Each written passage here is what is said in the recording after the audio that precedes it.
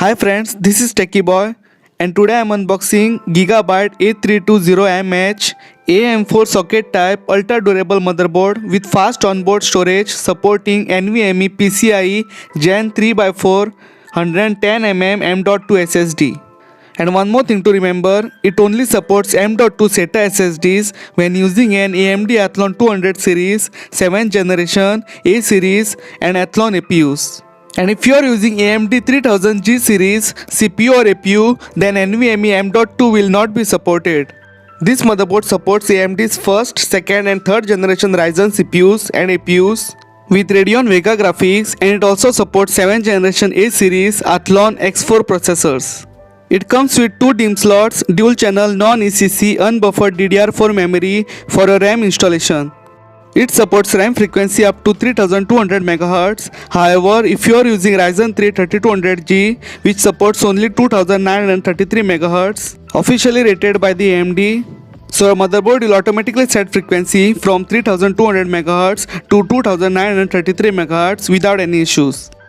You can also overclock your RAM, but keep in mind overclocking can damage your system if it is not done correctly. The damage includes your system will not boot up or your motherboard chip will be corrupted. In that case, you have two options. Either you can replace the chip or you can change the motherboard. Sometimes the system onboard chips aren't available to buy or repair for the specific motherboard, so I'm finally left with the last option to change the motherboard to a new one. And by the way, the video is not sponsored. As you can see, this is the bill of the motherboard. I have purchased this on Amazon for Rs 5449. Now currently it is much cheaper. You are getting this motherboard on Amazon for Rs 4575. And one more thing I would like to tell you that the same model of Gigabyte motherboard GA A320M S2H, that is costing you around 4849. So the price difference between them is very less, that is Rs 275. And that motherboard is way much better than this one. It also supports 4K Ultra HD and it is revision number 2, which is slightly better and improved than the previous one, that is revision number 1. So I recommend you to go with that motherboard, that is GA A320M S2H. And by the way, if you want to check what revision number your motherboard has, you can check there on their official website by typing the name of your motherboard. Or you can also check on your motherboard, it will be printed along the edges of the motherboard. Now this motherboard supports up to 64GB of RAM, that is DDR4 SD RAM, and you can overclock your RAM up to 3200 MHz as I mentioned earlier. And by the way, if you want to overclock your CPU, you can also do it on this motherboard. Using Ryzen 3 3200G, you can overclock your CPU from base frequency of 3.6 GHz up to 3.8 GHz. But you can also go above that, that is up to 4 GHz. But for that, you will require separate cooler and it will not work on stock cooler, so remember that.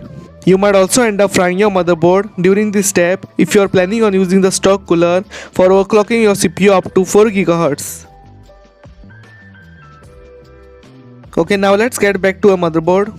So as you can see, this is the package of the motherboard and it's written ultra durable with its model name A320MH.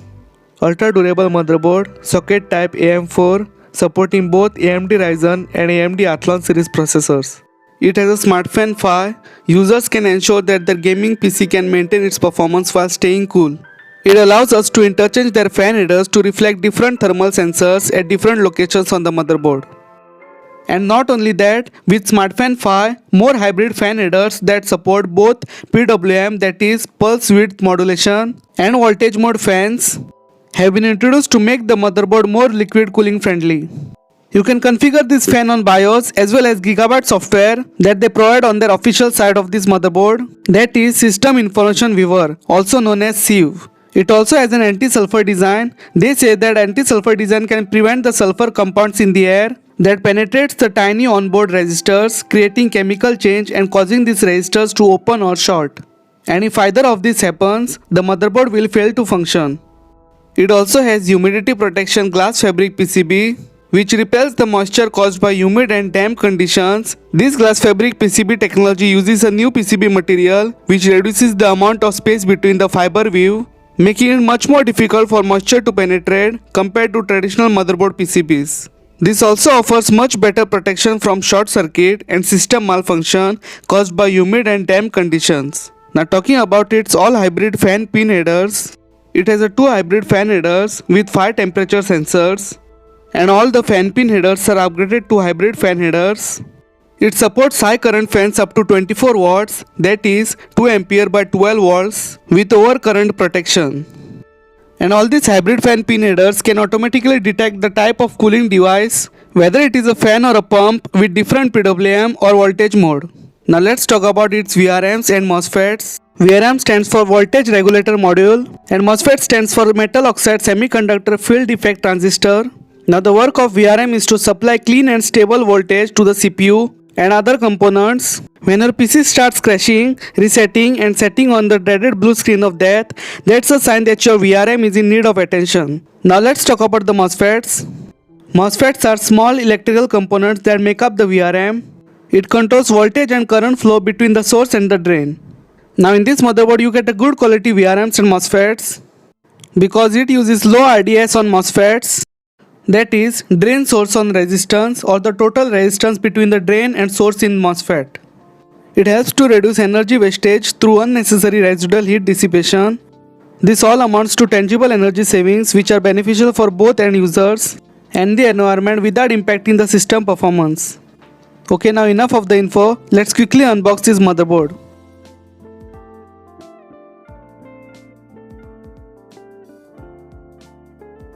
First we got the motherboard itself. We'll check the motherboard later. First we'll see the box content. Here we have two SATA cables for connecting your internal hard drives to your motherboard. And yes, it still comes with a latch or locking system you can say. One is right angled and one is straight. It doesn't matter on which end you are connecting with, it's still gonna work. And by the way, the cable is also tough, as you can see.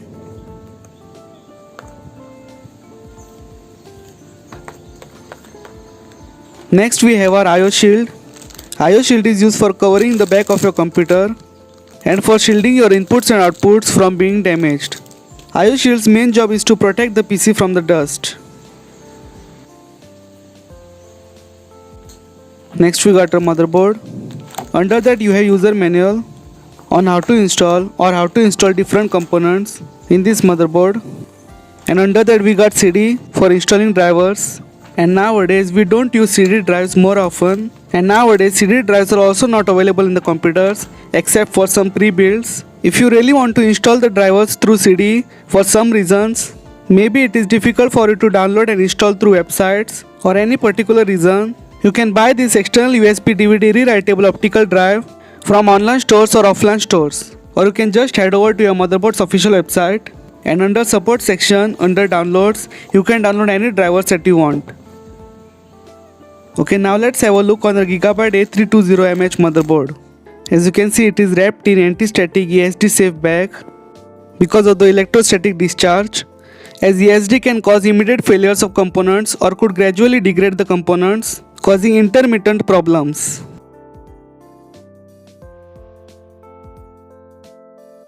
As you can see, the build quality of this motherboard is really nice. It is somewhat strong and durable as it has been mentioned. Now we'll talk about its onboard slots which are available for installation of various components. First, on the left side we got two PCI Express Gen 2 X1 lane expansion slots which supports transfer speeds up to 500 megabytes per second. Right next to that we have PCI Express 3.0 X16 slot which supports transfer rate up to 16 gigabytes per second. You can connect various components into these expansion slots like sound card, SATA expansion card, USB port expansion, network cards, TV tuner cards, video capture cards and PCIe riser cards. Now let's talk about all the internal I/O connectors which are located on the motherboard. Let me just quickly adjust the camera so you all can see these internal I/O connectors better and clear.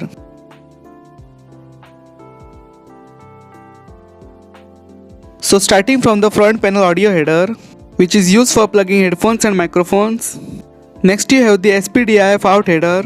It is used to transfer digital audio signals from one device to another. Next we have the TPM, which is known as Trusted Platform Module. And microchip is attached to this TPM header which provides an hardware based security for your PC. Next we have the two USB 2.0 headers for USB 2.0 connections. Next we have the clear CMOS jumper, which is used to reset your BIOS settings back to their factory default settings. Next we have the front panel headers, which controls power on, power reset, beep code, speaker and the LED light indicators on your PC case. Next we have the USB 3.0 Gen 1 header, which supports transfer speed up to 4.8 gigabits per second. Next we have the 4 SATA ports connectors, which are used to connect hard drives to your motherboard using SATA cables, and it supports transfer speed up to 6 gigabits per second. Next we have the 8-pin ATX 12V power connector, which is used to provide power to the CPU. Next we have the 24-pin ATX main power connector, which provides power to your motherboard and other number of peripherals attached to your motherboard. Next we have the M.2 socket 3 connector, which is used to connect M.2 SATA SSDs. Next we have the CPU socket, which is used to connect processor to your motherboard. Now let's talk about the back panel connectors. First we have the green PS2 port for connecting your keyboard. Second you have the purple PS2 port for connecting your mouse. Next we have the DVI-D connector supporting a maximum resolution of 1920 by 1200 at 60 Hz. Next we have HDMI 1.4 supporting a maximum resolution of 4096 by 2160 at 24 Hz. After that we have 4 USB 3.1 Gen 1 ports, which supports transfer speed up to 5 gigabits per second. Moving on, we have Realtek GB LAN port for connecting Ethernet cable for internet connection. And under that we have 2 USB 2.0/1.1 ports. And finally, you have 3 audio jacks for line in, line out and mic in.